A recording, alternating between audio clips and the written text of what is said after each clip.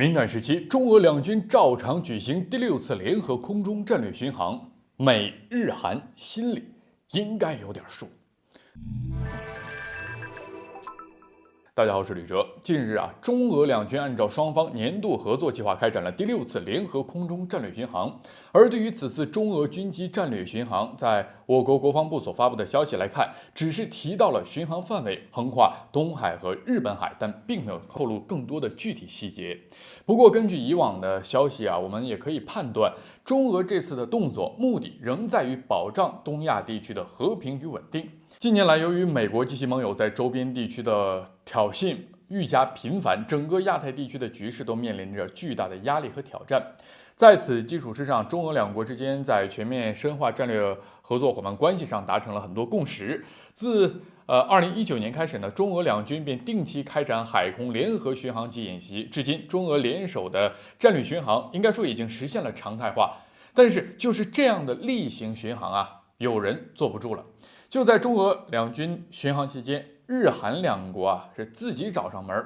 根据外媒报道，在中俄军机飞越日本海的时候，日军当即出动了战斗机进行应对。与此同时，针对进入韩国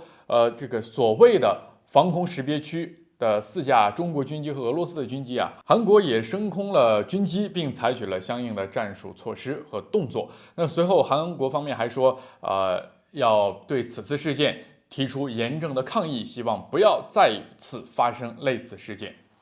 说起来有点好笑此次中俄两军的联合巡航已经是第6次了，是再正常不过的军事活动。那包括令日韩感到敏感的日本海以及韩国所谓的防空识别区，中俄两军的军机活动也完全都符合国际相关法规的。况且所谓的韩国防空识别区并不属于韩国的领空，中国自然也没有义务，更没有必要告知韩国。所以呢，对于韩国所说的不希望此次事件再次发生，我也是不太明白这到底是什么事儿日韩这么急着出面，到底是不是为了在台海丢了面子的美国来挽尊呢？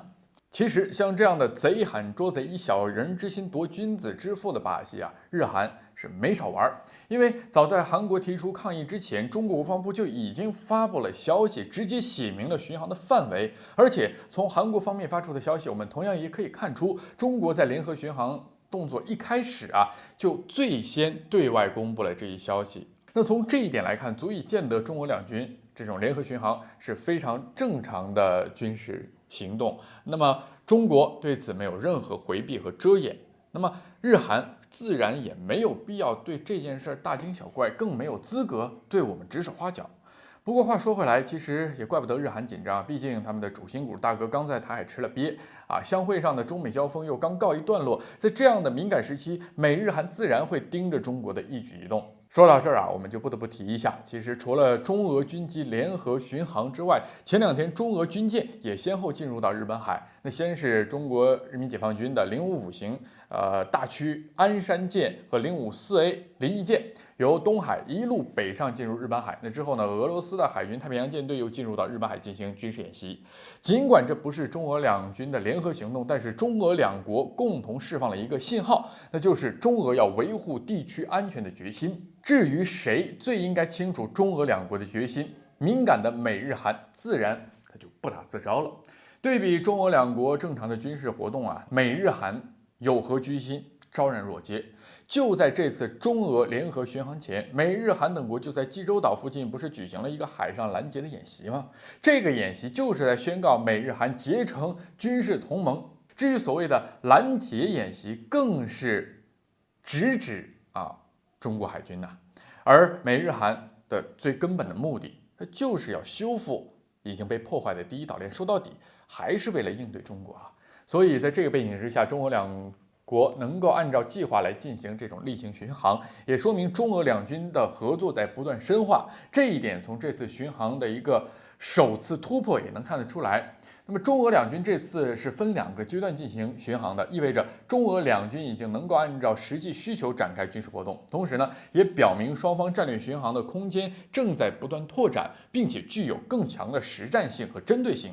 就这样来看，美日韩对中俄两军的战略巡航的过激反应也算情理之中。只是对于美日韩而言，敏感之余，对中俄两国维护地区安全的实力应该做到心里有数，早点抛弃想要祸乱东亚地区的